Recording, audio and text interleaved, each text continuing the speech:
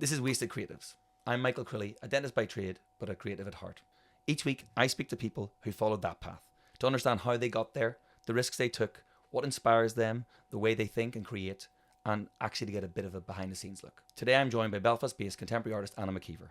Anna moved back to Belfast in 2018, having spent over a decade in medicine, specialising in psychiatry, before making the shift to painting full-time.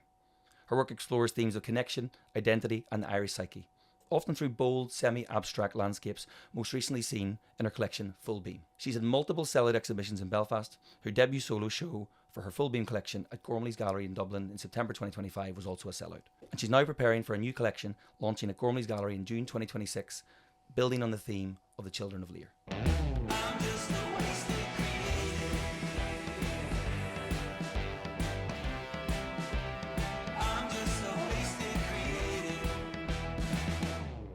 Anna, welcome to the podcast. Thank you very much. Thank you for agreeing to do it. I know. First Thank of you all, for asking me. No, my absolute pleasure. When I reached out to you, I was, for the podcast as a whole, I'm looking to speak to people who are creatives at heart.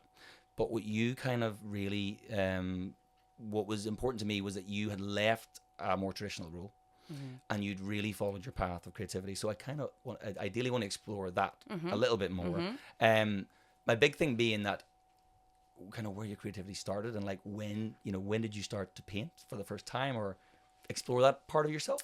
Yeah, I mean, I think it's hard to remember a time I didn't paint. I've just always remember it being something that I was obsessed with. You know, my mum would say she remembers me being at nursery school and I would just spend most of the day at the easel because at home she didn't have the time to always set up a painting easel for me. So at nursery school I just took full advantage of that and I used to come home with rolls and rolls of paintings under my arm. When I left nursery school, the teacher had said to my mum, if Anna doesn't become an artist, I'll eat my hat, because she just thought, even at that age, I think, what age are you, 3 or 4? Yeah, 3 or 4, exactly. She said even then she could tell there was something that I just loved it. And I remember finding it very strange then at school, you know, whenever you're primary school and the teacher would say, now we're doing art. And I just was delighted and couldn't understand what other people were just a wee bit like, not into it. Not that fussed. And like at that time, though, are we doodling or is it paint specific? It was paints. It was always paint. Yeah.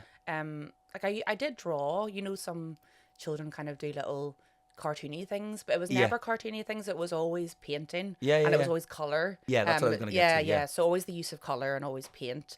Sometimes oil pastel when I got a little bit older into secondary school. Yeah. But always painting. Yeah. I think I've heard you say on a podcast before that your mum actually has a painting from when you were a yes, or like from like you've done your research.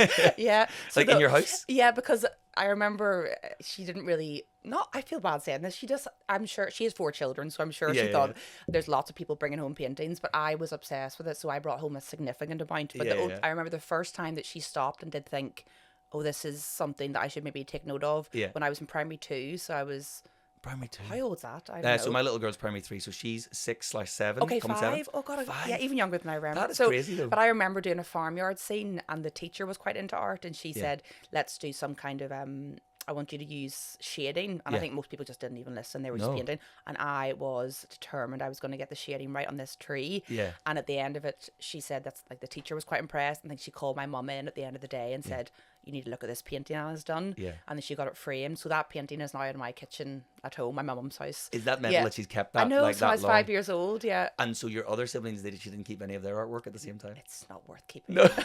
No, they definitely weren't as into it as me. Yeah. I'm the only one probably really into painting. Isn't that funny? Because in my family as well, I am the only one that's, I'm not that they're not into it at all, but I would be into music. And I would be that's into your thing. art. Yeah. But none of my siblings have any inclination for that. So my dad kind of loved that aspect of my personality. That was your connection. Yeah. They didn't keep anything of mine from back in the day. You might still, though, you don't know. Well, my daughter now, that's what I'm thinking is like, I'll just pick one out now. And what a lovely thing if she becomes an artist at a later stage. Yeah. I'll maybe hide it away for now. Yes, it might be worth something one day. Exactly.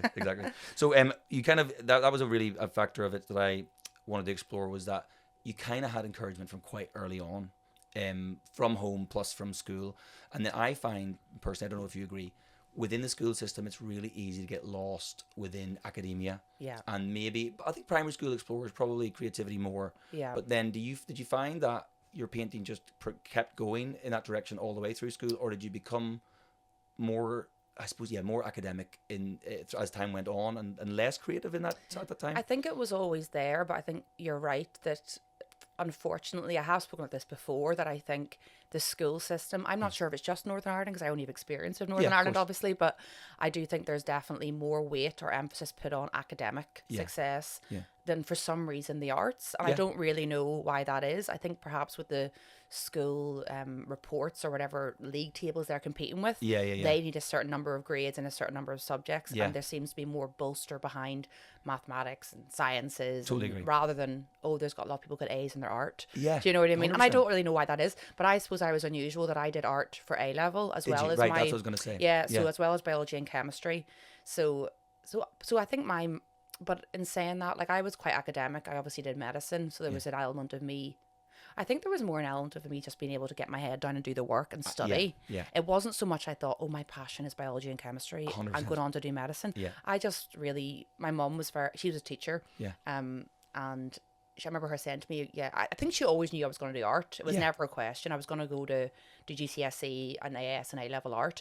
And there was never a question of her being like, you have to make time for your other subjects. It was just understood that that's part of who you are. That's part of it. You can do art too, but keep your options open, maybe. And go on to other things. However, had you maybe said, I'm leaving school at GCSEs that would have been different. Do art, that would be, I think that sometimes happens, is that my family, again, I historically creative, but if I hadn't been doing academia, they might have been a bit more like, we don't know what to do with you then. Yes, that's kind of what it is. That's what it is. I suppose it's maybe that generation as well. And I suppose now having children of my own, you want them to have a secure career, a secure path. And when you do when you're in a creative field, it's not secure and it's a little bit unknown. So perhaps there's a part of it that you want the best for your children, and it's not that you're in a bad way pushing them into academic or a vocational degree. It's just what's going to keep you secure and steady. I think that's it. And that's probably what it was. It's a really good fallback. Like, if you get to here, you can try the other stuff out. I remember actually my mum used to say to me, just get through your medical degree and then see, because I wanted to go to art college in Dublin. So I applied to medical school and I went to Glasgow. But I remember at the same time I applied to art college and had my portfolio and everything, and I was accepted. And I thought there was a real juxtaposition of, am I going to go and be an art student or am I going to go and do medicine? So it was a very unusual setup of what choice I was going to make. But I don't think at that point I was bold enough to follow the art career. I think at that point I was too scared because I'd been kind of indoctrinated at school that medicine professions, profession, or you've got an A, don't waste it in an art, whatever. I don't know. I just don't think I was brave enough. No, I think because I knew my passion was art. 100%. I knew that. And then I got to medical school, and I remember for the first maybe 2 or 3, 4, all of it. I was thinking, this is fine, but you could succeed within it. Thankfully, I could succeed because I don't get me wrong, I studied hard. Of course. But it was never a passion, really. Fair. And I think I also again, having read around the subject matter, you'd seen that you talked about the idea of early stage after qualification. You found maybe the first few years somewhat stressful, and used art classes maybe as a way to release some of that anxiety and stress. Is that fair? I think it can be used. For me personally, I enjoy it, but it's definitely therapeutic as well. I think most people find medical school in itself, but also junior doctor year is extremely stressful. You just don't know what you're doing, and you're kind of thrown in the deep end. You're working night shift. It's just all over the place. And I signed up to an art class at that point because I'd always kind of painted. I painted bits and pieces in medical school, but it was never anything. It never allocated time to it. But I found myself more stressed when I started work, and when I got my rotas, I used to book an evening class, an oil painting class, a life drawing around what my rota looked like. Oh, very good. So I could make sure, okay, on a Wednesday night at 2 o'clock, this time I'm doing 2 hours of oil painting, and if I didn't do that, I would never have made time for it. So I'm glad that I think I recognized at that point, if I don't get this time so your organizational ability actually helped you to some extent be less organized. Yes, exactly. I needed that time and space. So definitely at that point it was therapeutic. And you weren't thinking of that at the time as I'm training myself up to be this. You're actually just doing it. No, 100% not. Isn't that amazing? Yeah. No, never even crossed my mind that it would be something I would do as a profession. Ever. And did you see in those classes, progression in your abilities that then went, wait a minute, I actually think I'm quite good at this more than I did before? Yeah, I think when I was so I did it all through. I did art class. I mean, I would classify myself, I suppose, as being self-taught. Yeah. Because I didn't go to art college, but I did do a lot of classes, and so I think people can get misconstrued and think I just completely taught myself. But I did go to a lot of classes and things. So whenever I was in junior doctor years, I did classes then, and I loved it. Yeah. But it was more so when I moved to New Zealand. I remember I did the same thing there. Looked at my rota, got myself into a class. Brilliant. And I remember doing a life drawing class, and the facilitator had said focus on getting the whole form onto the canvas or onto your page, and I just this probably just sounds very cocky, but I completely ignored the advice and just focused in on a shoulder and the ear and the side of the face and just did the whole composition in charcoal and just really big. And he came round. I remember thinking he was walking towards me. I was thinking, oh no, I've just completely ignored him, and he's gonna think I'm so cheeky doing this. And he just stopped and said, where did you train?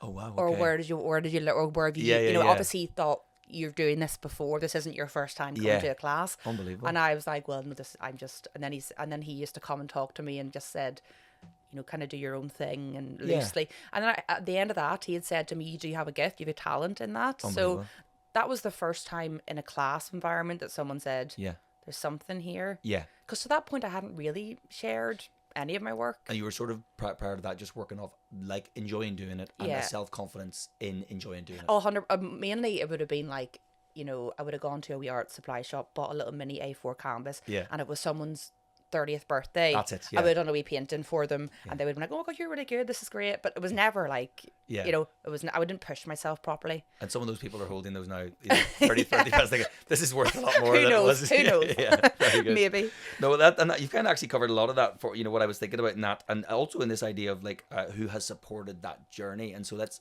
obviously the facilitator is maybe just one person in that who dropped a little hint of your ability. But along that way, I think it must be quite a stressful thing to go from being in a relatively a pretty professional job that relies a lot of you as a person, both emotionally and physically. Yeah. What sort of characters in the art realm made you feel this is something I should pursue more? Were there mentors or even family wise and things? I don't think there was a mentor, and I think that's something I'm missing. Yeah. I think that's the one thing I struggle with in a creative field, and it's different as a fine artist. If you're working in the creative field like acting or even music, it's all very a lot of people, you're always in the studio as in recording, or you're not always, but you spend time in the studio. But when I'm in the studio, it's me on my own. It's not a shared experience. Oh, it's not a shared, and thankfully it's not, because I need to be on my own. I'm actually very okay with being on my own and in my own space, thankfully. But it's one thing that I struggle with sometimes. Like, I could spend all week in the studio, leave my daughter to childcare, come home, work in the studio. I'm in overalls, I get changed, go in the car, pick her up, come home, make dinner. I haven't spoken to anyone, and that's my full day's work. But I don't have anyone that I would say I would love to have a mentor. Yeah, someone that's sort of there's no one that's officially guided it. Not really. There's been people that I have spoken to, like I have a few, friends of my parents, and potentially just people that I have known actually through a professional environment that I would ask advice about different things, but no one that I would say I've been taken under the wing and said, come with me. My main, support is my husband, thankfully. I'm very lucky. He does appreciate art. He's a very different eye to me, but that's actually worked well because he's not scared to tell me, I don't like this, I like this, and that's quite good. Sometimes we disagree, and he'll come out and I'll ask his opinion on certain. I mean, you ask everyone's opinion, then you completely ignore 100%. it. I find sometimes myself, I give too much to people, and then I go, I wish I'd never told you. I know, because you just ruined what I thought of this thing. I know, so I kind of take everyone's opinion with a pinch of salt, but his opinion I do ask, and he does help me. Sometimes balance what I'm thinking as well. Yeah, it's hard to take stock too. Yeah, absolutely. If I saw myself where I am now compared to say 4 years ago, I think sometimes you don't take stock of where you come from. You're kind of always on the journey, and you never really look back and go, well, where was I 2 years ago, 3 years ago? Exactly. And I've looked back at your all other work that's existed within the social media world, and it has changed. Oh, 100%. There's been elements of it that have equally stayed the same in some respects, and this is not actually what you're currently working on, but even things like maybe fish will make a reappearance. Yes, yeah. And there was maybe maybe earlier on, maybe more landscape Yeah, based, yeah. and maybe buildings. Yes, more urban at the start. Yeah, yeah. But but in their own right, they could be separate artists who do well. Do you know? Yeah. I find that quite interesting because you don't have an identity of somebody who I think I could pick out everything you've done and say it was yours. Yeah, in a positive way. Yeah, yeah. Because some artists, I think, maybe, this is just my own perspective on it, maybe hone in on a certain style and they literally go with it. Yeah. Whereas I feel like yours is developed. I think mine is because I started sharing my work really without much consideration. I was really experimenting in those early posts and those early sharing of my work.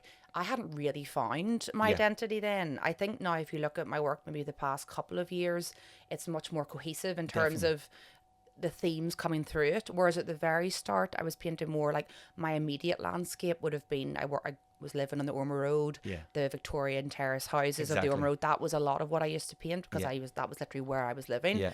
I was always interested in the idea of landscape, but that has changed throughout the years. Yeah. But because I didn't go to art college and I only really dedicated significant time in the last 5 years, it's kind of like fast forwarded it. Do you know, some people might have spent 10 years developing their style and their interest, but mine kind of really got really fast and really honed in very quick. Yeah. I kind of knew what I wanted. Refreshing though as well. Yeah. That I sometimes I will as a non-art connoisseur, whenever I would look, it's all subjective, so you're a that's connoisseur. exactly right. That's that's it. Yeah. There's no right or wrong. Yeah, I think okay. there's something lovely about that, to not being too committed to any one thing, but then also having hints of, and you seem to revisit some things. Themes running through. Exactly. There's definitely cohesive themes. Yeah. But good. I would hate the idea to be pigeonholed into one type of painting. Yeah. Am I right in saying oil and palette knife is your go-to generally, and then did that develop early on in those classes, or was that I've always used a palette knife.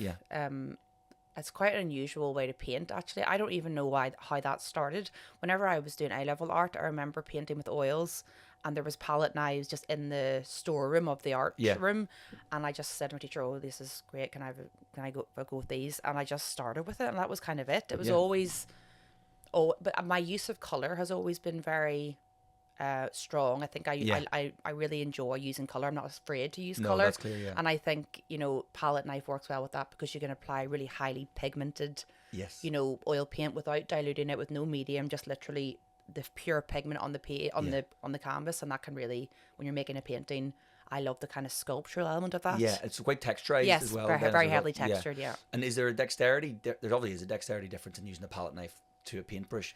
Do you almost feel like your hands are so suited to now the palette knife that almost it's hard to go back to a paintbrush? Do you know, I actually did. I got paintbrushes recently because I'm always you're always evolving. I think I'm not going to say I'm a palette knife artist because obviously I want to be able to use whatever I want to use, but I do find it's very natural for me to mix paint and to mix color and apply the way I would apply using it. So palette knife painting basically is a different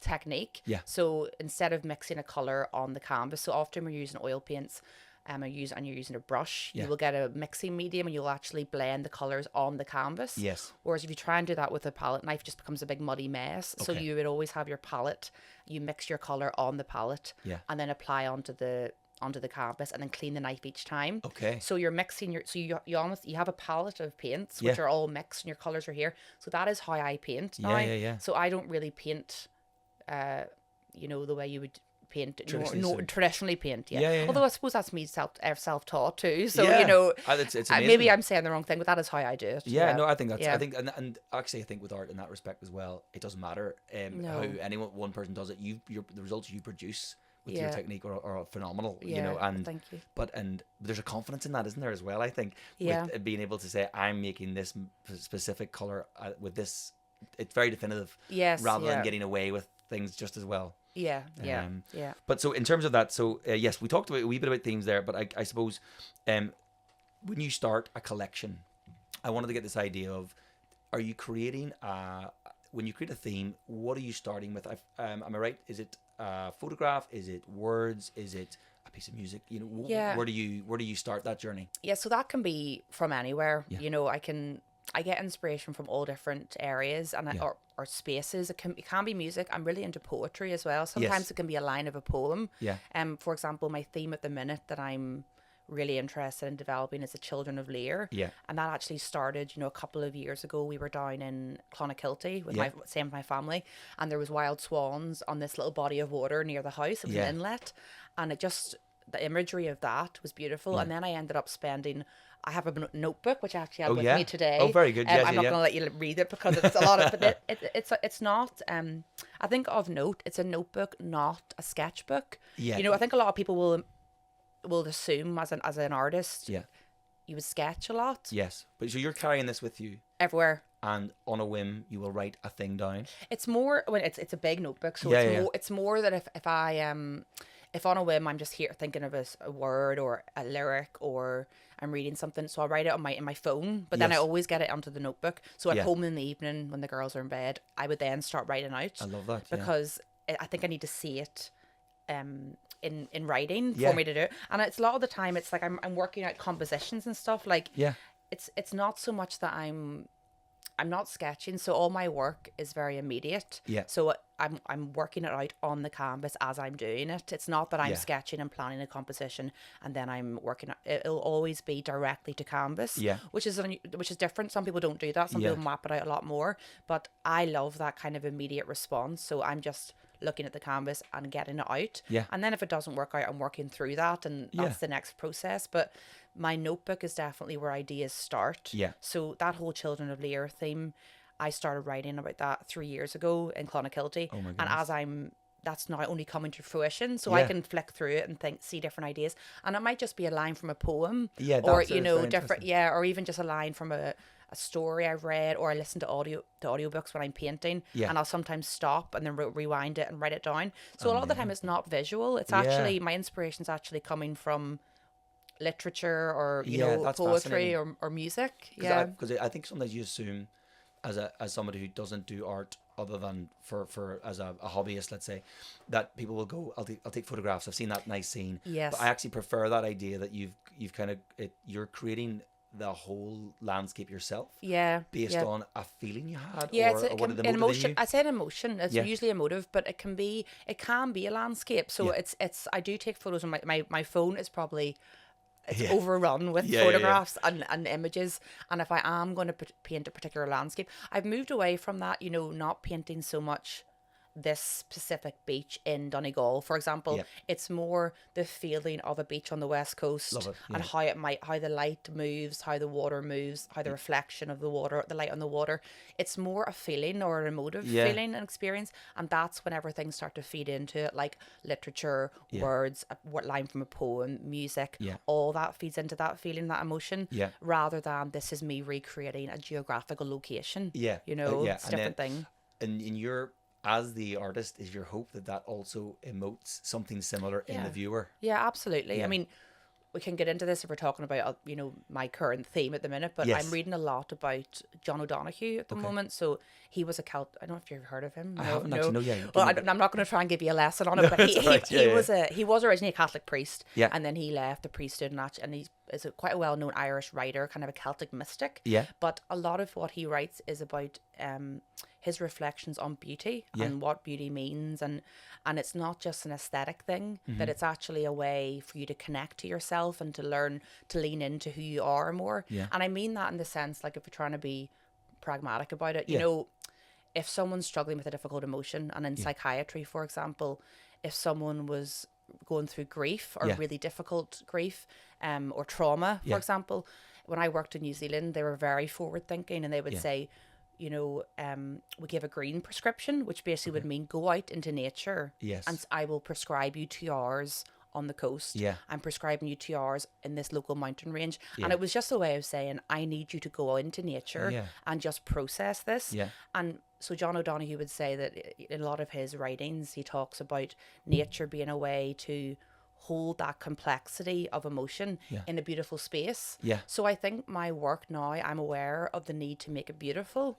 And I mean that in a sense, like, hold the emotion in the work, but also, allow space in a beautiful painting that you've made, that maybe, for example, one aspect of it, like a symbol of the swan or maybe a symbol of fish, and going back to Celtic mythology and what that symbolizes. Yeah. And maybe for me, I'm working through an emotion at the time, like grief or loneliness or a transition and going into motherhood. Yeah. And it's just some of the space and the colours in that are just allowing for the emotion of the painting. Yeah, I love that. So it's about holding complex emotions with like a tenderness to it. So I would say the beauty is the tenderness that you're holding that emotion in. Isn't that amazing that you can create that feeling within paint? Yeah, that's that. Yeah, the paint does the work. Yeah, but and then you just stand in front, and you can, if you stand in front of a painting, let the paint do the work, and just because even me trying to vocalize it and verbalize it now, I'm struggling to find what are the words? What I mean by that. But I think you made that really clear though as well. Is that I did want to talk to you about the Children of Lir as because that is something that, am I right in saying in full beam they were one of the pieces was and then you kind of now building on that in a new collection. Yes, so the full beam was more about full focus and full emphasis on the landscape and the land, and that included land, sea, and air. Yeah. So in the air series, in one of the air components of it, I was looking at Children of Lir in the swans moving through, over lands, over seas. Yeah.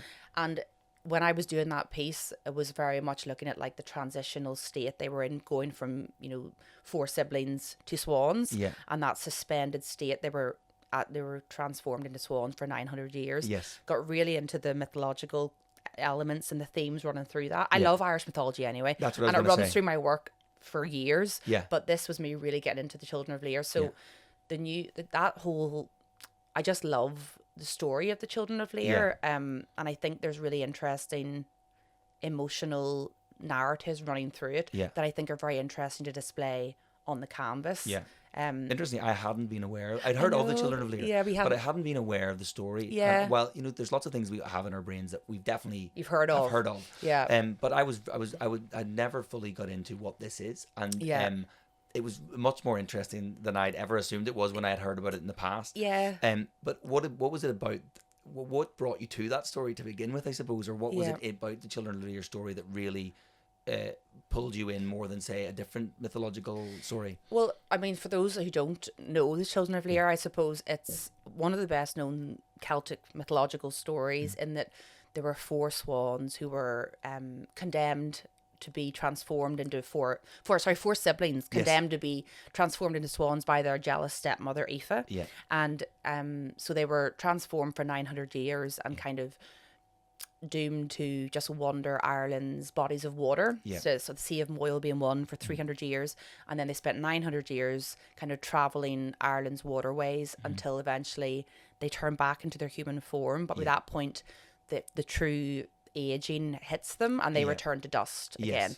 So I think of note as well that something that I found important when I was reading through it, is that they were able to retain their human voices, and they had the slow passage of time, so they had to watch everyone they knew die, and they could talk and converse, but they lost everything that they knew and held dear in terms of human elements.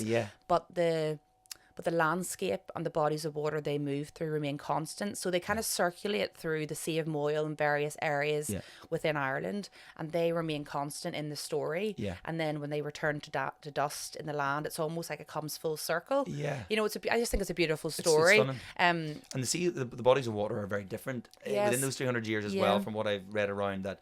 The Sea of Moyle in particular, it was a pretty gruesome. Yes, it was more turbulent. Yes, that was turbulent. Yes. God, you have done your research. I didn't know how much to go into this. No, because I know all about it, and I didn't know how much detail to go into. I enjoyed it because it was a story about family and the father. Yes. I suppose to some extent feeling he didn't spend enough time with them. Yes. Then he lost them. And then he spent all the time with them. Yes. So basically the children, he had the King Lear, it was his 4 children, and he had 4 children with one sister. Yeah. That sister died in childbirth of the youngest child. Yes, Eva maybe. Yes, and she... I think it's pronounced. Oh, sorry. Might be wrong. But anyway, he then marries Aoife, who is the second sister. Mm-hmm. Aoife's very jealous of the time that Lear spends with his children. She doesn't like that. She transforms them into swans in a way to kind of get Lear away from them. Yeah. But instead, Lear is very upset about this, banishes Aoife and spends the rest of his life at the lake edge with his 4 children who are now swans, and he converses with them every day, and they have to then watch him pass away, and everyone they know dies, and they then move on to the Sea of Moyle, which is their second body of water, and then the third, I can't remember the name of it, but it's a very interesting story. There's so many themes running through it, 100%. and I think the symbol of the swan is beautiful as well. I think that in itself drew me to it. I love the idea of the swan as a symbol of, you know, human connection, about exile, transformation, identity, and you can use it in so many as a metaphor for so many different themes and emotions. And then even just the backdrop of moving through bodies of water and landscape and emotion, it really creates a beautiful backdrop for a very striking you know, art visual. Yes. So for me, I think it was really interesting to just start exploring that in more detail. So yes, the first piece I did was part of the Full Beam collection, and then I just started to get really into the story more and just started to explore it more. And this new collection is called Lir? It would be called Lir. It's still in process. Right. So my plan is to develop about 5 or 6 large scale paintings, all depicting the swan in various forms. I think I'm still playing around with composition at the minute, but obviously a lot of people will know that the swan tends to mate for life. They tend to travel in pairs, and they're very committed to their partner. So it's very unusual to see a swan solo, and that usually means that their partner has passed away or they've lost their partner. Gosh, And so I didn't know that. Oh, did you not? No, okay, see, I think I'm biased. On to my little girl as well. I'm biased that I think everyone knows everything about the swans because I read a lot about it. But the compositions I'm working with at the minute, so a lot of them will be to depict 2 swans. So I like that idea of, you know, there's solidarity, there's companionship there, their togetherness, and that shared human experience. But then also I am looking at doing, you know, single swans to that idea of working through ideas of loss or loneliness and carrying memory on your own. And then small flocks of swans as well, looking at kinship and all the different various components that go along with that. But I think ultimately it's the swan. It's not so much I'm interested in depicting an illustration of the Children of Lir. It's that I love the narrative and the emotion going through the story. And I'm using the swan as a symbol for all those different emotions. That's interesting. And then how it moves through atmosphere or bodies of water or turbulent skies or storms. So that's a theme throughout all of them. So they're basically kind of at the intersection between a figurative work, because obviously the figure is there of the swan and it's quite clearly a swan. It's not that abstract. But there's also a very considered like space within each work to allow for the emotion, and that's almost an abstract element. So it's kind of it's between a figurative and an abstract landscape. The pieces, I would say. I mean, when I'm saying this, I am still working on them, and my work is so fluid. Sometimes it can change overnight what I'm painting. But I love that you're even giving that thought still in this stage of this. Definitely, of the process within it, and that right up to the release of that collection, you will. I'll be working on it and thinking through what I'm trying to say. And do you complete a collection, maybe a bit like somebody releasing a song to the world? Do you complete a collection and look back and go, oh, if I only had a few more minutes, or only you change certain or bits? Once it's out in the world, do you? I'm actually quite good at just releasing it and that's it and it's done. I actually don't sign anything until I think that's it complete. So when I put a signature on it, that is me saying to myself, amazing. Stop. Like a stamp. That's it. That's enough. I never work on a piece once I've signed it, because I feel that's me saying that's it. Fair. That's enough. Because also there's a real there's a confidence in, and it comes with time, I suppose, too, to say that's enough now. Because you could work on a piece forever. 100%. You know, you keep going back. I'm sure it's the same as music or you know, writing a screenplay. You could always little bits. But I think once I think, right, that's good enough. That's good. I'm happy. Oh, very good. Yes. Oh, that's amazing. That's actually so much more like there's so much more to that than I even anticipate in the thought process. And again, that's what I suppose this podcast is for me, is a way of me learning from others how they think, you know, and how does that process work, because you don't take into consideration how much thought goes into every aspect. And I totally agree with this idea that you haven't you're not just doing pictures of swans, Yeah. and you're not just doing that one story. You've actually, it's so much more to it than Yeah, that. yeah. And then for the viewer, I suppose, then hopefully that tells that story, but they can. Do you want them to sit within that, have their own emotions linked to their own existence, or I think it's never a nice thing to be prescriptive Yeah. about what you want someone to feel about looking at a piece of art, especially in my own art. And I think for me, when I left, I worked obviously for 10 years in psychiatry and public health medicine, and in that field, you know, I don't see it so much as I've just left it. Yeah. I see it more of as a transition or the next phase, because obviously in psychiatry particularly, I was interested in like the inner landscape and you know, the inner thoughts and how you connect to yourself and to each other. Yeah. The same way in public health, you know, a lot of public health is looking at what big, large intervention can we do to help improve this community, for example.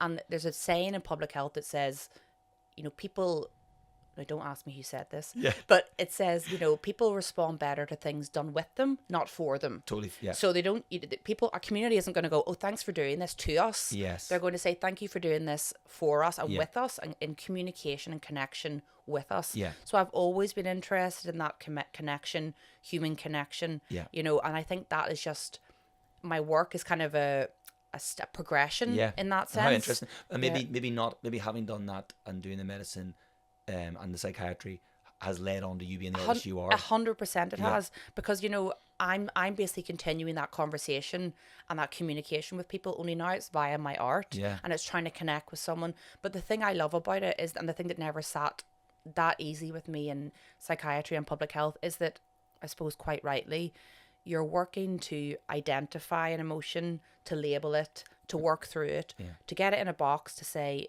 here's a diagnosis, and you have to get a diagnosis, because then you have to get treatment, and then you have to get a cure, and that is how you work in medicine. But in art, it's more, you're sitting with the ambiguity, and you're sitting with this, I'm not trying to explain this feeling. I'm not trying to get a painting and say, here's what I want you to think, and here's what it's called, and here's what we're going to do about it. It's just, here's a beautiful painting, which has elements to it that actually have emotions that I'm trying to convey, and I just want you to sit with it, and it might bring up anything, but for me, it's just me sitting with the ambiguity of it is beautiful, because I don't need to label it.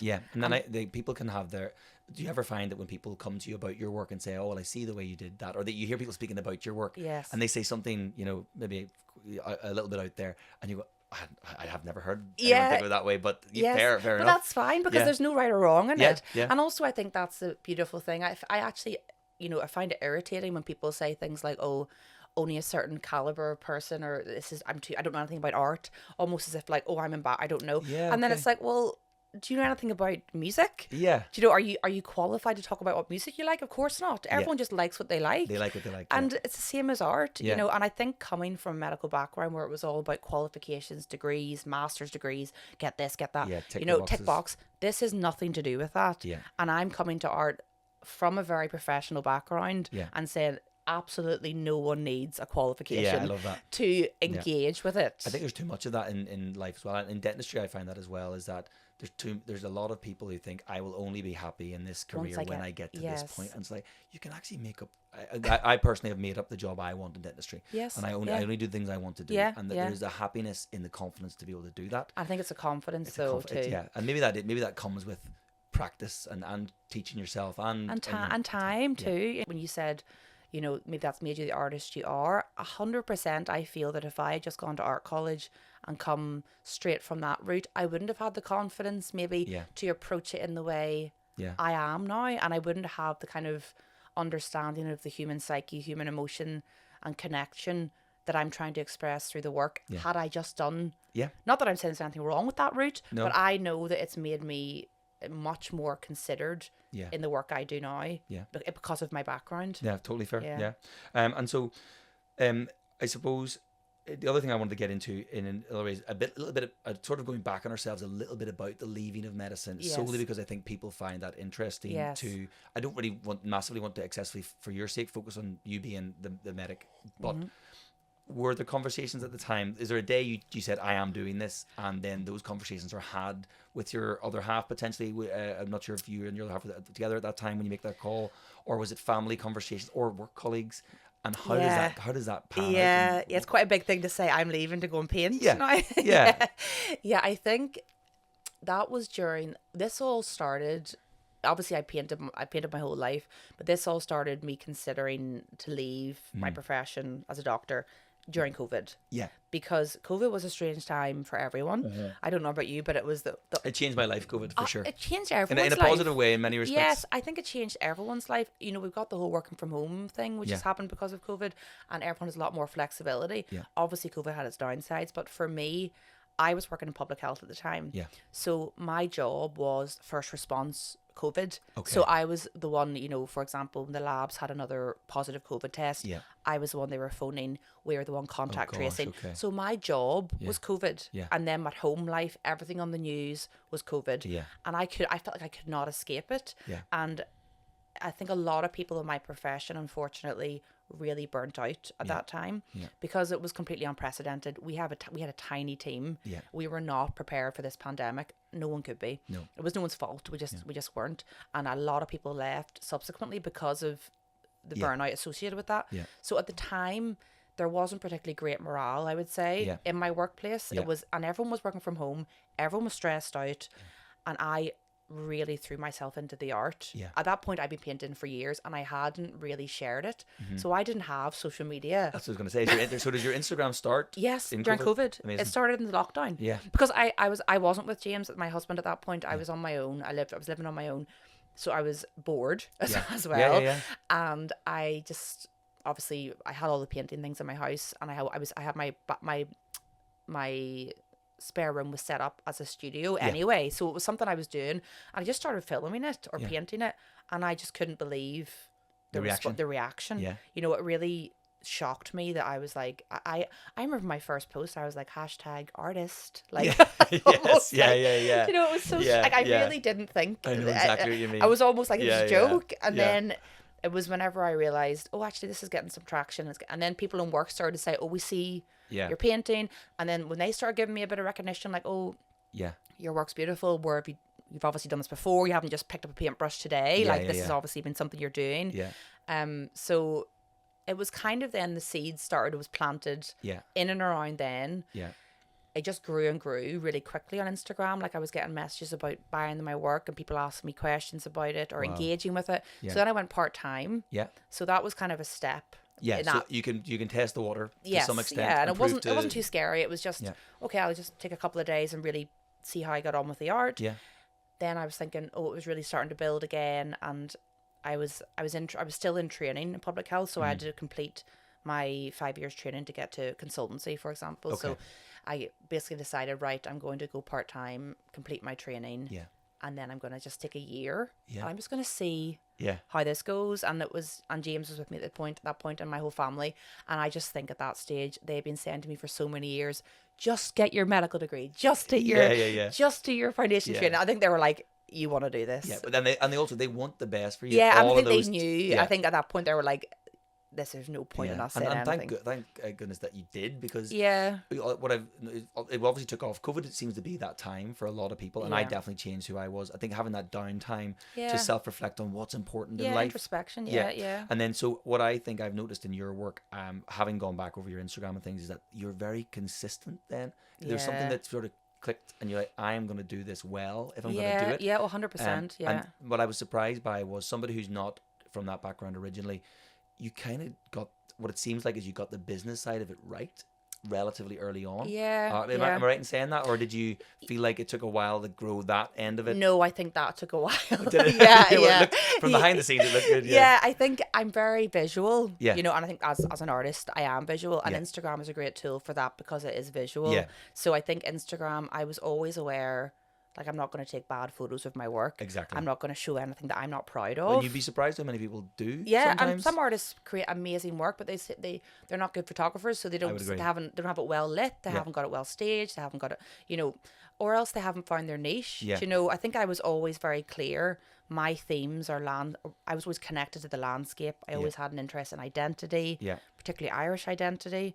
I mean, I've always had an interest in memory and how that shapes us from my background in work. Yeah. So I think I knew straight away. Yeah, that's good. What was pushing me? It wasn't. I think I became quite focused straight away because obviously I had that background, and it wasn't like I was trying to find myself. I came to it later. Yeah. I knew I knew who I was. I knew what I was trying to show. Yeah. So I didn't want to start painting like, shoes. I know. Do you know what I mean? I think it is fair. It takes that maturity in you to really go, I'm sticking to it. I'm an Irish contemporary artist. I know what drives me to paint. Yeah. I know what I find therapeutic and what interests me and what I'm trying to portray. And I knew that very early on. So I think that came together very quickly. I'm lucky in that, my husband is quite business orientated from that, so he's a bit more involved in like logistics and orientation of that kind of that's good. That's what I was going to ask as well, because you do maybe need that. You do. I think when you're a creative, like, you need to have space to be a creative. I totally agree. And that's really hard because,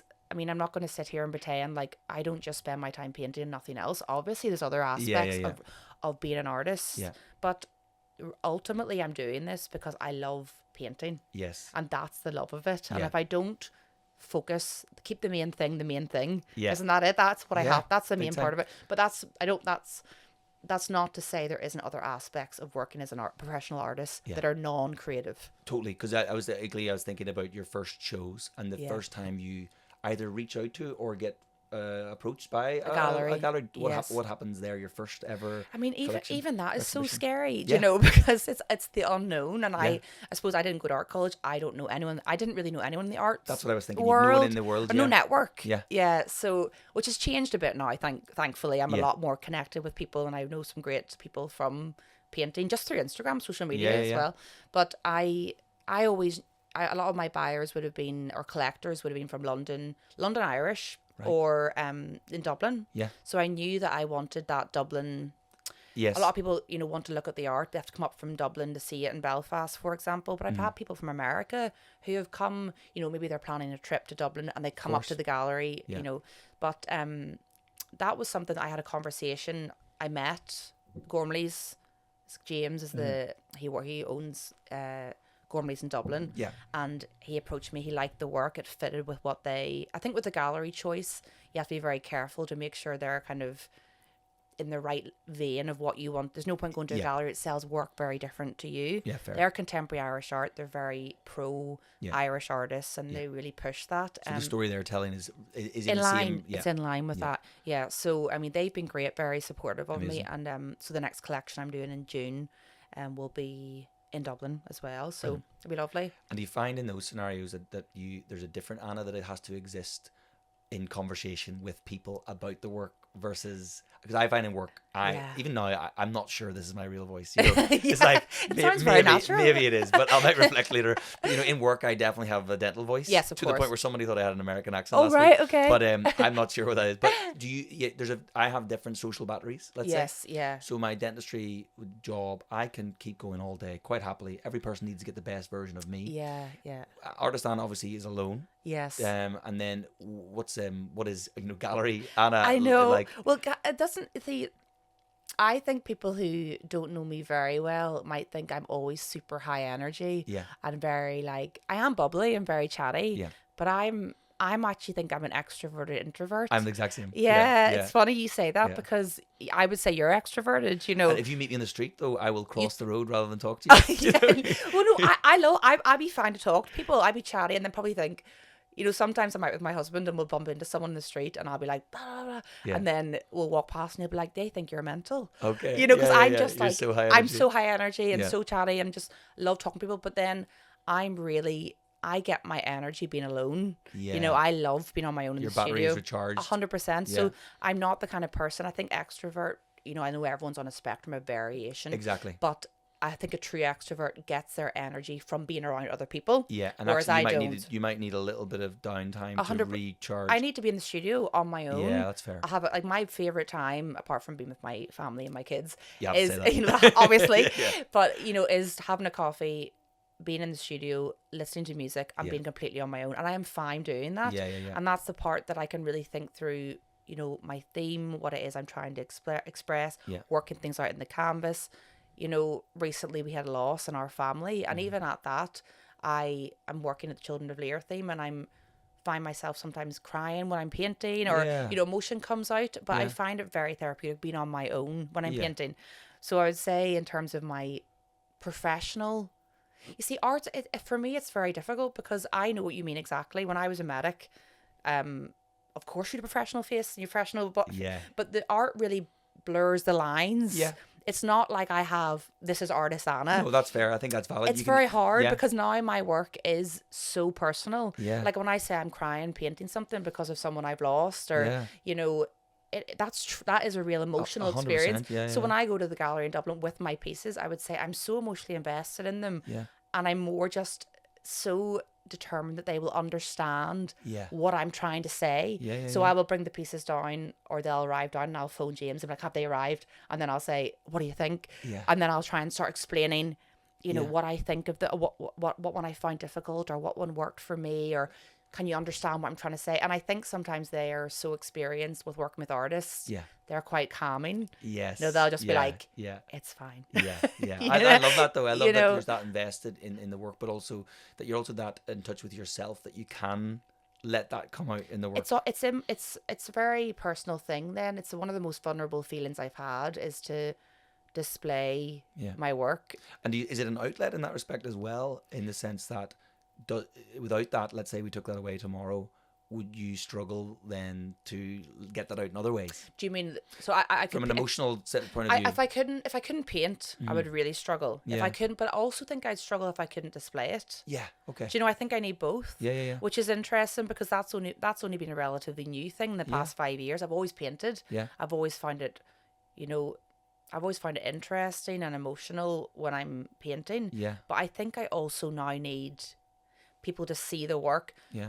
Not so much for the validation, but for me to say, can you understand what it is I'm trying to get across? Would it be fair to say, and I don't want to put words in your mouth, would it be fair to say it's sort of storytelling? 100%. It's storytelling. And that's within the Irish That's psyche. exactly what it is. It's storytelling in the paint itself. But I think sometimes you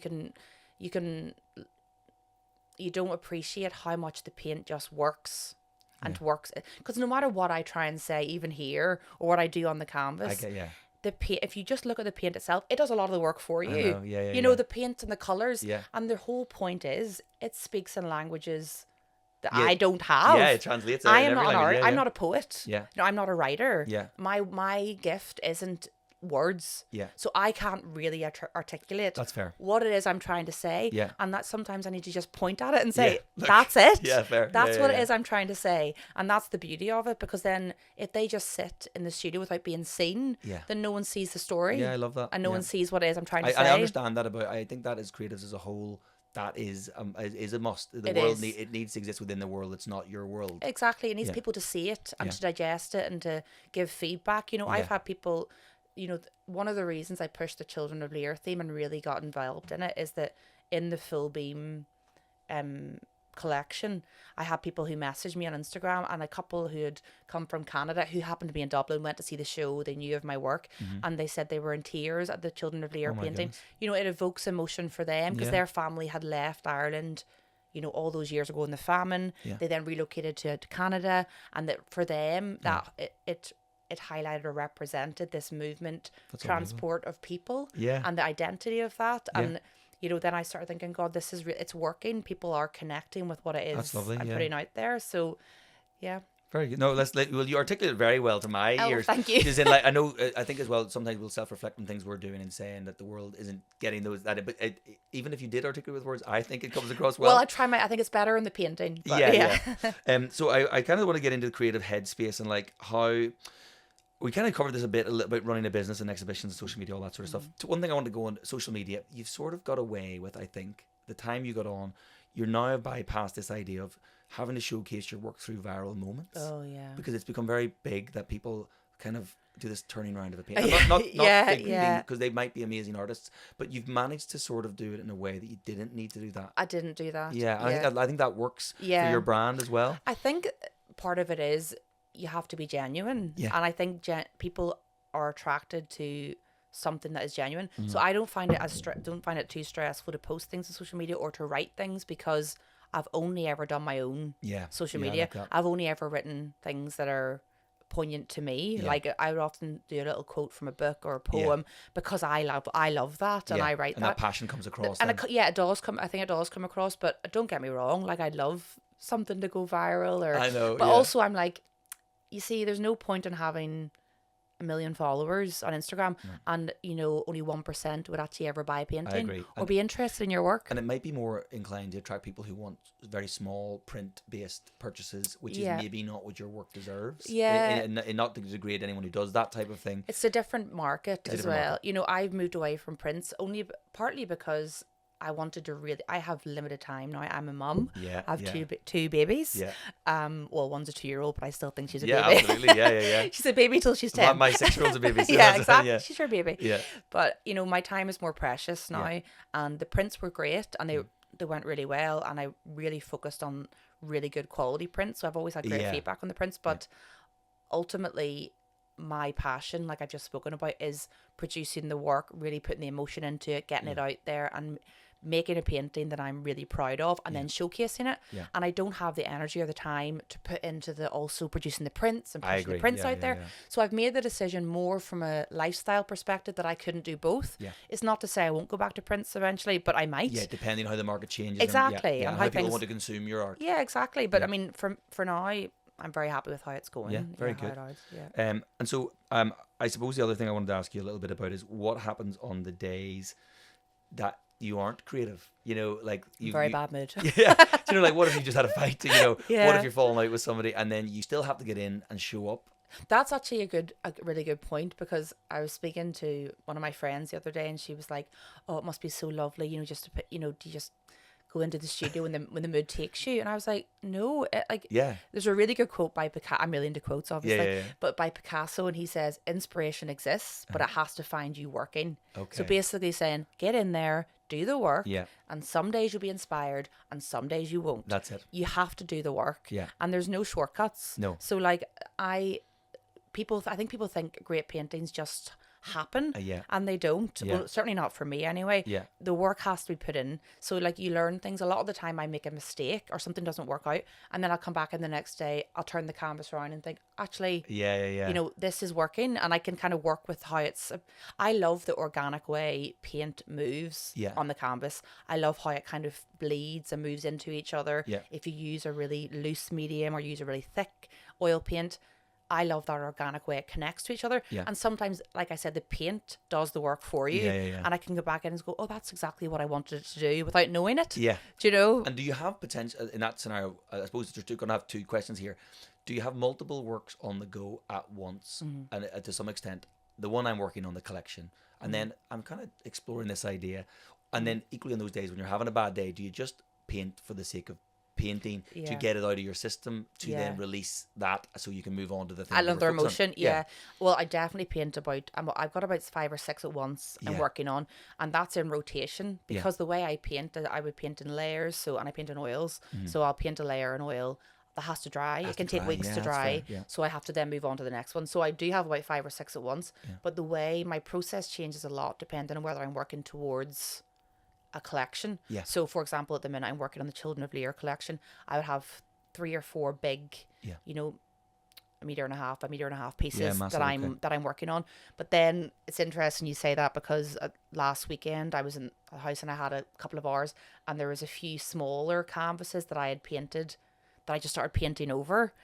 That I didn't like what I'd done, and there's nothing to do with Children of Lir. It was completely different, but it was actually a lovely break from that, because I'm using a lot of moody blues and inky colours. I'm working very detailed with the swans. So because they are not loose, those elements, the swan is quite figurative. I want it to look like a swan.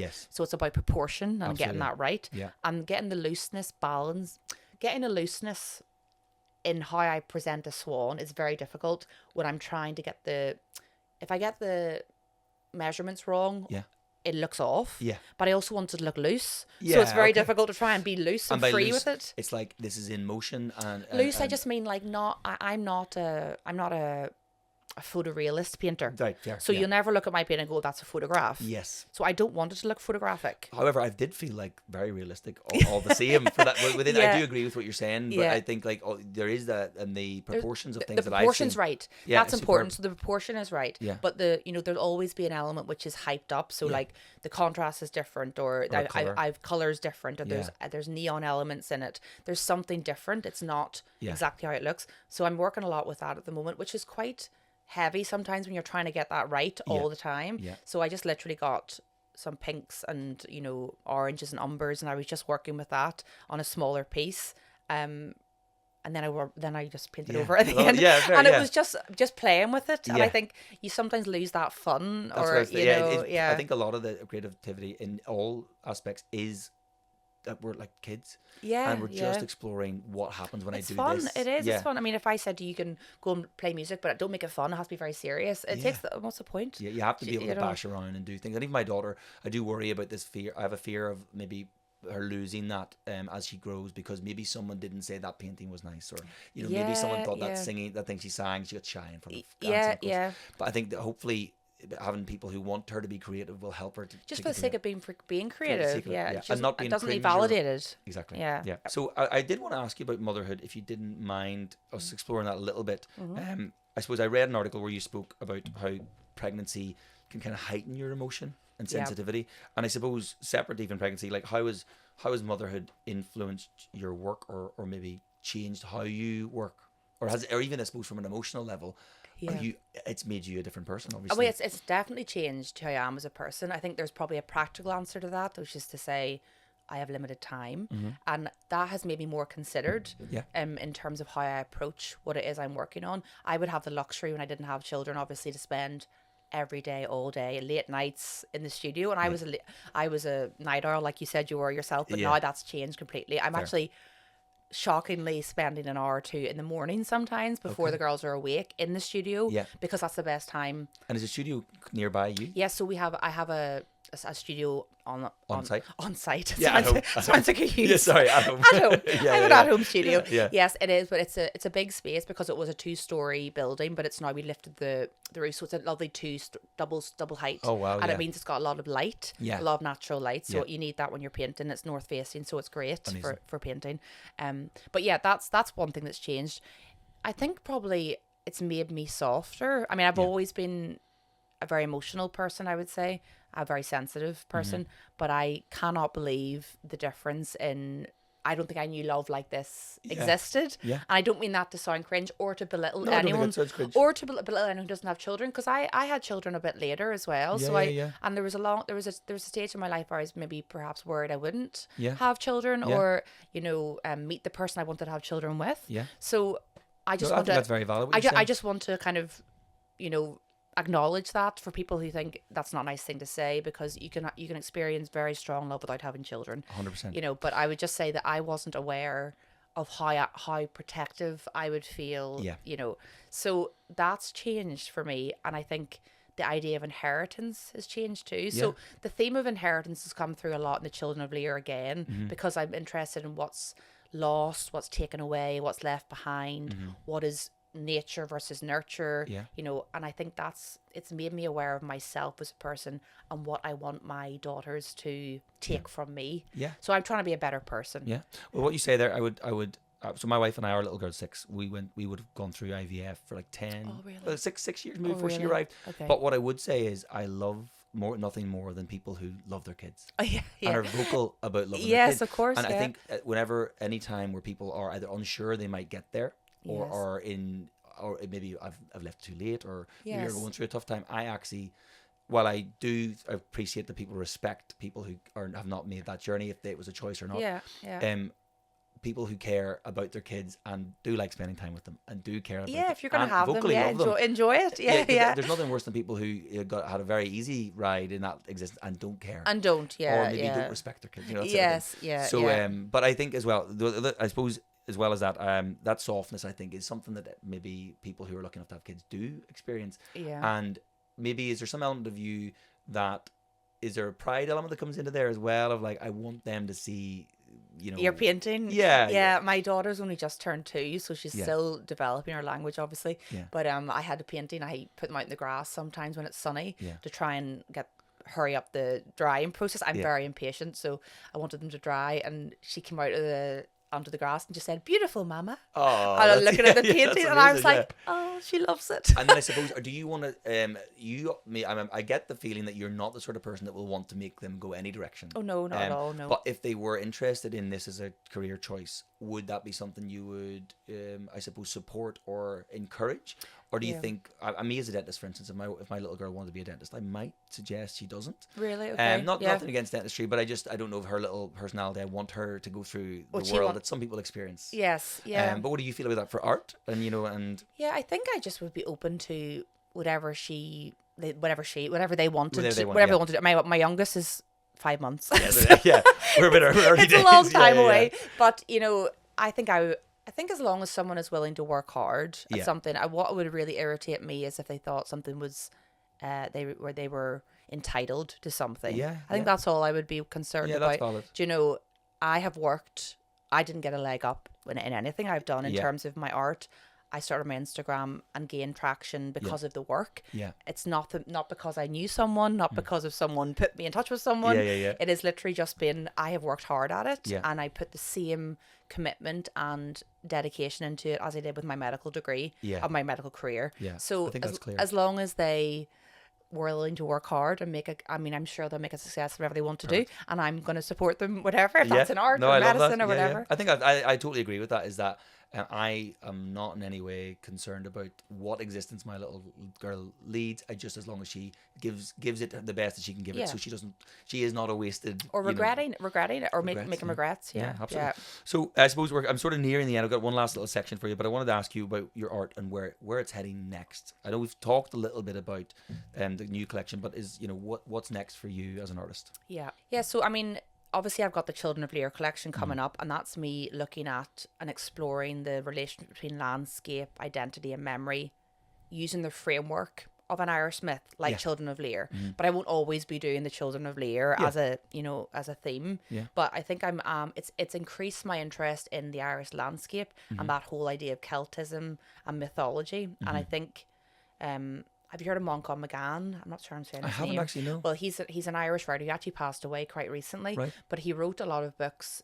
Probably the best known would be 42 Words for Field. I've heard of that, yeah. Have you heard of it? Or another one would be Listen to the Land Speak. Okay. But I've read a lot of his work, and it's always influenced my work. But I think painting these Children of Lir, it's made me more interested in that connection between landscape and identity. And so even the 42 words for field, he describes literally 42 different ways in Irish to say the word field. Amazing. So there's a word for a field for dancing, a field for cows at night, a field for cows in the morning, a field for dance. It's unbelievable. And I think what he was getting at, I don't want to misquote him, but what I took from it is that our ancestors were so in tune with the landscape and so in touch with what was happening that they could identify such small nuances that they had 42 words to describe what we now just look at and go, that's a field. And they were so in tune with it. So I think there's something in that, like, look, going back into our memory and our heritage. And that's why you said at the very start, you mentioned fish, and fish is a very strong symbol in Celtic mythology. So I've always been interested in symbolism and mythology, and I think using like John O'Donoghue and Moncon McGann and looking at different literature and ideas about the landscape, I think building those themes into my next work, particularly bogland, I think is a really interesting component. Bogland exists typically on the west coast of Ireland. It's usually rocky, not agricultural. It's usually cheap land, and it's often places like West Donegal, Mayo, where they lost a lot of people in the famine. So I have painted bogland since the very start. Like flatland bog, low-lying bog, west coast bog, and I think the bogland is so particularly interesting to me because it preserves life. Yeah, that's unbelievable. Yeah, like I'm thousands of Fermanagh, years. where I'm from Fermanagh. Okay. I've lived in Fermanagh for my whole life, and that would be a massive aspect of Fermanagh. living Bogland, as well. yeah. It's water. Yeah. There's so many lakes in Yeah, Fermanagh, that's isn't it, there? yeah. But like things like bodies and artifacts are preserved in the bog for thousands of years. yeah. It's almost like a living archive. Yeah. Do you know? There's things in there that are thousands of years old. It almost defies science that It does, exists and as even well. I suppose from a medical perspective, even the idea that nothing decomposes, it just remains in the bog. It's like this suspended existence. Yeah. So I went to Connemara for a couple of months one summer years ago before I met James, and I was on my own. I rented a cottage and I did a lot of painting then. There was a little building I used to paint in it, and spent a lot of time walking on the bog. And I just thought I was so inspired there, and since then it's been a huge component.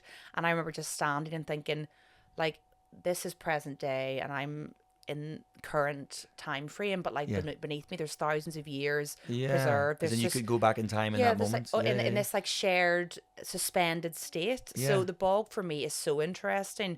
So I'm hoping that will kind of, I'll start to explore that a little bit more. I'm not sure how that's going to, but a lot of my notebook at the minute is me writing ideas around the bogland. And but I love the way that the average person, I'll put myself in that box as well, could literally be on that landscape and just be like, oh, that's a lovely day. And the level of depth you're going into there, and it's probably heightened by the things you're reading. Yes, definitely. And the way that others have described it before. It definitely is. I'm excited to see what comes from that. And I like also being maybe early days finding out that that's a direction you're heading in. That's the next plan. Yeah. Very good. Okay, amazing. Well, I have one last part of this to sort of cover, which is I've pre-given you a questionnaire in advance. Now, whether you remember these things or not, I'll try. I have them here if we're okay. stuck. So I did want to have for listeners, when this podcast becomes a massive success, yes, of course, that they will be able to save the recommendations from the creative people. Yes. And that might inspire them to then venture into that realm as well, if they were dabbling in that. So I'll finish with a quick one. Basically, recommendations for wasted creatives. They're not your favorite things. They're just things that have shaped the way you think, create, or see the world. So things that might help someone else who is on their own creative journey. So first thing I was going to ask you, and as I say, I've given you some warning of this, a book, or an author that has kind of stuck with you throughout your life. Yeah, so I have mentioned him a couple of times in this podcast. So Moncon McGann, so 32 Words for Field, and Listen to the Land Speak. Brilliant. Also Anna McKeever by John O'Donoghue. It's not something I'd read start to finish, but dipping in and out of it is beautiful. Amazing. And a very low, just easy fictional read, Tuesdays with Maury by Mitch Albom. Okay, thank you so much. And then an album that you'd listen to from start to finish. My music taste is really... I actually was quite stressed. You apologise for this one. I know. Don't apologise. I feel quite stressed. I'm not a muso. I would pre-warn you. I feel like you are a muso. No, I promise you I'm not. Okay. I am. I thought I went to James Blunt in the Limelight. I love James Blunt. That's fine. I love James. My music taste. I am all over the show, but I thought I would just answer with the two ones I'm listening to at the moment. It would be Saint Sister, Where I Should End, and Rilo Kiley, Under the Black Light. Amazing. And a film that stayed with you for whatever reason. I'm also not really into films. I'm much more into books and stuff. But films, I would say, that stay with me would be The Wind That Shakes the Barley. I'm a big fan of Cillian Murphy. I think it's amazing. And that's I think it's like 20 years ago. It is, now. and it's still so... It still resonates so strongly. It's a brutal very strong. watch. It's a brutal... I wouldn't say it's an easy watch, but it's a good watch. Exactly, yeah. And then a poem which might suit you better. A poem or a piece of writing that you come back to. Yes, I find this hard because I love poetry. So many poems. Yes, but my favourite at the minute and for a long time has been Mary Oliver. She's an American writer, and I have a book of hers that I keep in the studio. It's called Devotions. If anyone's interested in just a compilation of hers rather than having to buy all her different works, it's called Devotions. It's a really good book, and there's a beautiful poem I'm listen to at the moment, called I think I might have it here for you. Whistling Swans? Whistling Swans. Yeah. Yes, very beautiful. Good. And then a piece of art that really stopped you in your tracks. I think you've given me two for this potentially. Yes, I found it hard to think of an actual piece because I think it's so variable. But the artist, so in terms of I really love Genevieve Figgis. She's an Irish artist as well, and I just love the sense of comedy and fun in her. Did you look at the work? Her up. I was baffled. Yeah, it's so different than anything you yourself do, which I appreciated as well. But I could really appreciate the fact that she's just so different from me and her style, and her sense of fun and her use of color, and she's very figurative and how her little people. people, yeah. Yeah, I just think she's... And the faces and the use of colour, and it's not horror as such, but there's something... It's gruesome in times. Yeah, Yes, it is gruesome. Yeah. And I only checked that out when she sent me that, and actually was very impressed. Again, this podcast is a way for me to just find lots of interesting things. I think she's amazing. But the other one I would say would Hughie O'Donoghue, who is again an Irish artist. So he's based and grew up in Manchester. Yeah. So he's Manchester Irish, and I think that related to me. My dad is from Manchester, is he? but grew up with Irish heritage, so his parents are Irish. Yeah. So that kind of resonated to begin with. But he also does a lot of beautiful work in the early 2000s, particularly on bogland. Yes. Which I thought was really interesting, and the scale and the kind of texture in his work is unbelievable. Amazing. So definitely very inspired by him. Amazing.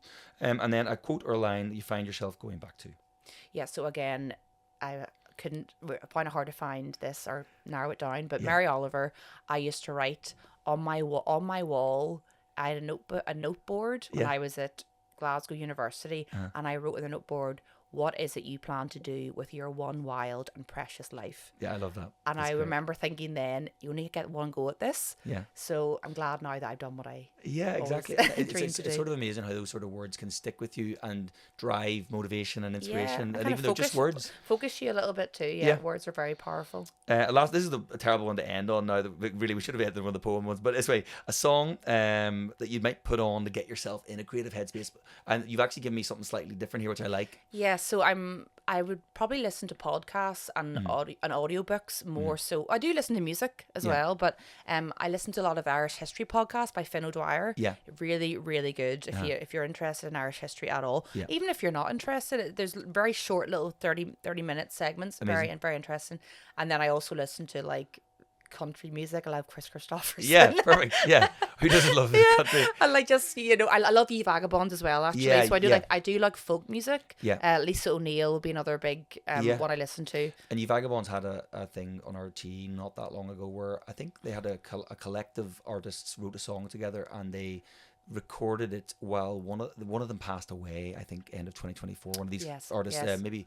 I don't want to get the name wrong, but maybe Tolas, Tolas. Okay. And then they did a somewhat of a memorial to him on RT where all the artists did it. It's unbelievable on YouTube. It's like very emotional. But just Ye Vagabonds are involved within that as well. I love them.